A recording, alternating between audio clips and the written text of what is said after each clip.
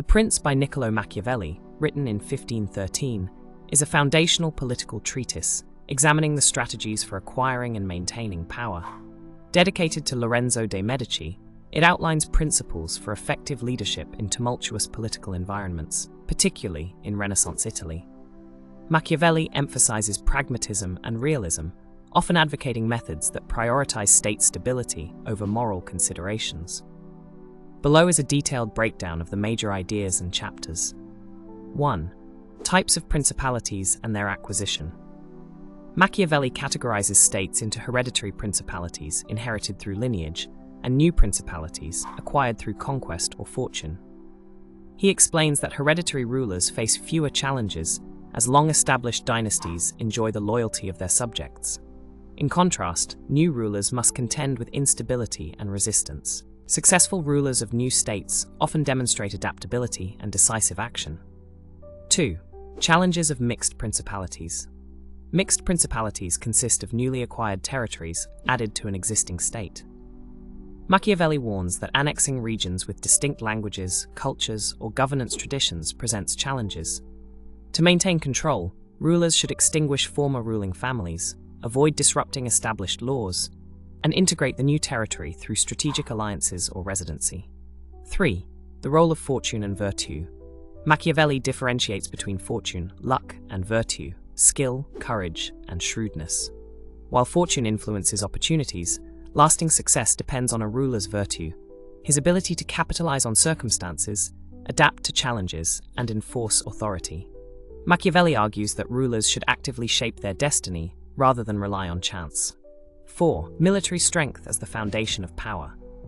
A key argument in The Prince is that a ruler's success depends on maintaining a strong military.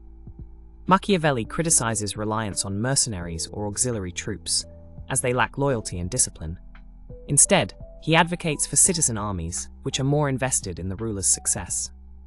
Breakdown of major chapters. Chapter 1-4. Principalities and their characteristics. Machiavelli identifies types of states and how they are acquired, through inheritance, conquest, or good fortune. He emphasizes the need to adapt to the specific political and cultural conditions of each principality. For instance, conquered regions with histories of freedom must be dismantled or colonized to suppress rebellion. Chapter 5-6. New principalities and leadership rulers must act decisively and often ruthlessly to establish control in newly acquired lands.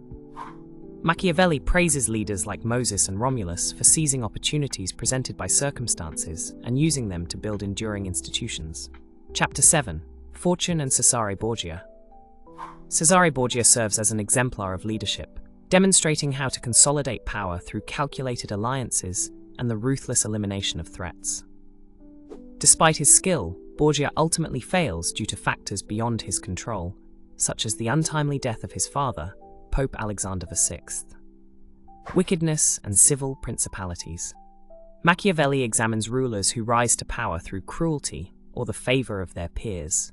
While brutality may be effective in securing power, it must be wielded judiciously and concentrated at the beginning of a ruler's reign to avoid lingering resentment. Chapter 8. Ecclesiastical principalities. The Church holds unique power due to its spiritual authority, which Machiavelli considers beyond the scope of conventional political analysis.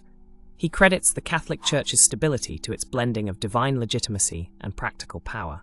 Chapter 12-14. The importance of military forces. Machiavelli reiterates that a ruler's stability depends on a strong, loyal military. He critiques reliance on mercenaries and auxiliaries, favoring citizen armies and stressing that military preparedness reflects a ruler's virtue. Strategic insights for rulers. 1. Ruling through fear versus love. Machiavelli famously asserts that it is safer for a prince to be feared than loved if he cannot be both. Fear inspires obedience and loyalty, but it must not degenerate into hatred, which leads to rebellion.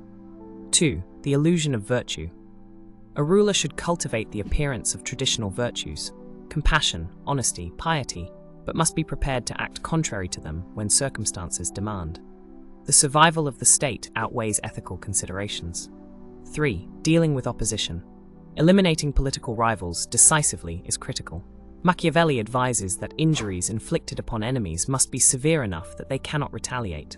Conversely, acts of generosity should be spaced out to maintain goodwill. 4. Adapting to circumstances. Flexibility is a hallmark of effective leadership. Machiavelli underscores that rigidity leads to downfall, as seen in rulers who fail to adapt their policies to changing conditions. Machiavelli's candid, often cynical, portrayal of political power has made the prince both influential and controversial.